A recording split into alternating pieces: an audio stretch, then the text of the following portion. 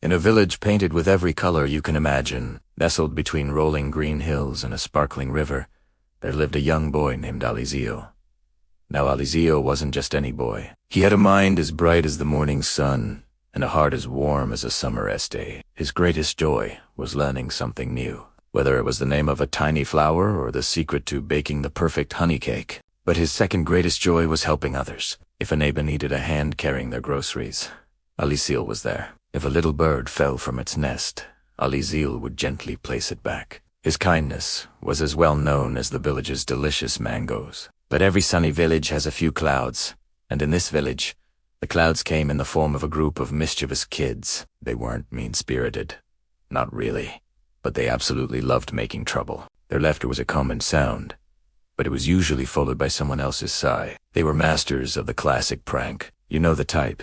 Ringing a doorbell, and then dashing away like little sprinters, hiding just around the corner to stifle their giggles. Or they'd sneak up to front porches and mix up all the shoes left outside, creating a confusing puzzle for the owners in the morning. Aalizil would often see them at their games. He'd watch from his window or from the village square, a small smile playing on his lips. He understood the need for fun, for that burst of energy that makes you want to run and shout. Fun is good, he would think to himself, but making someone else's day difficult isn't. He felt a little knot of worry in his stomach. He saw the villagers' frustration, the frowns that replaced their smiles after a prank. He knew there had to be a better way to have fun, a way that made everyone happy, not just the pranksters. One particularly sunny afternoon, the air thick with a sweet smell of jasmine, the mischievous kids found a new target, the main village water pump. It was a big, old-fashioned hand pump that everyone used to get fresh water for their homes and gardens. With a collective heave-ho, they started pumping with all their might. But they weren't filling buckets.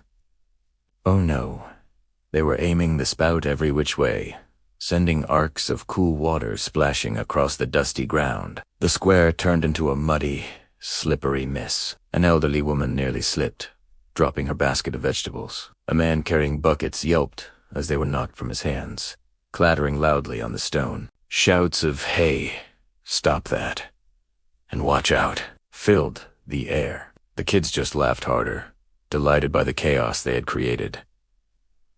From a distance, Aalizil saw the entire scene unfold. He saw the slipping, the shouting, and the growing anger on the faces of his neighbors. He could have run over and yelled at them. He could have gone to fetch their parents. But Aalizil wasn't like that. Getting angry, he knew, would only make them defensive. Instead, an idea sparked in his clever mind, an idea as bright and clear as the water they were wasting. Taking a deep breath, he walked calmly towards the commotion. He didn't shout. He didn't frown.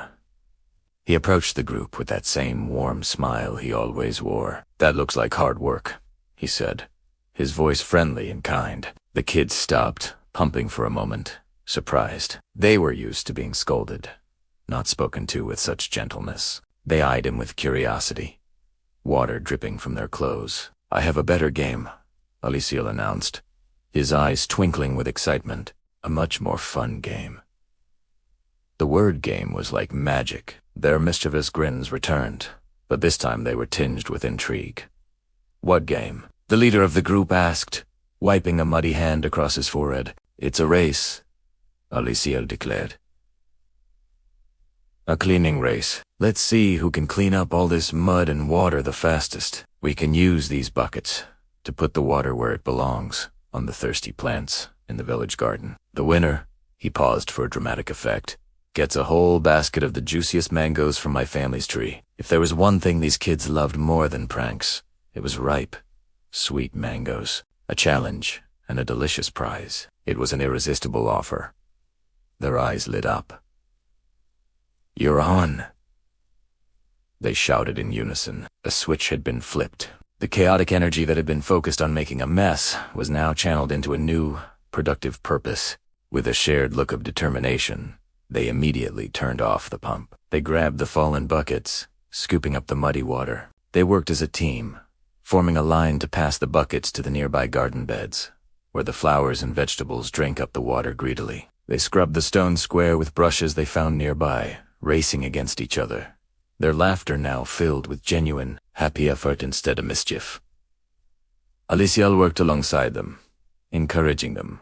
"Wow, you're so fast. And that's a great idea." Soon, the square was no longer a slippery mess. It was clean, maybe even cleaner than before. The spilled vegetables were picked up, the buckets were neatly stacked, and a sense of calm returned to the village. The villagers who had been shouting before now watched in amazement, their frowns turning into smiles of approval and surprise. The kids, breathless and tired but beaming with pride, looked at their handiwork. They had done something good. They'd fixed a problem they had created, and it felt amazing.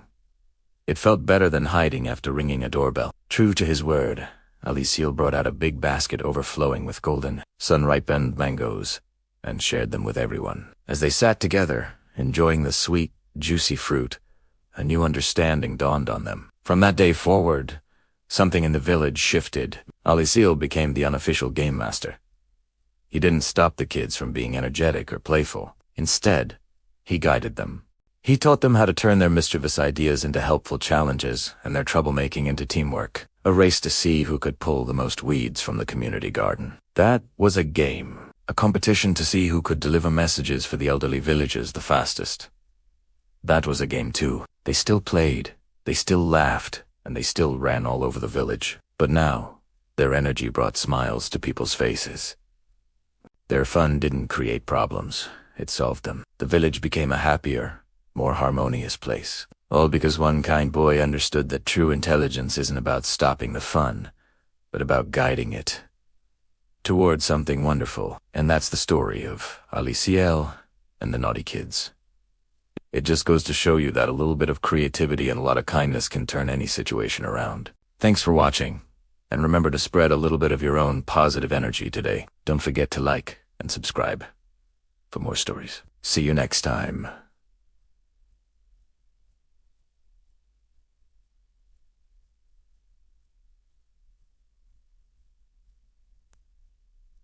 See you next time.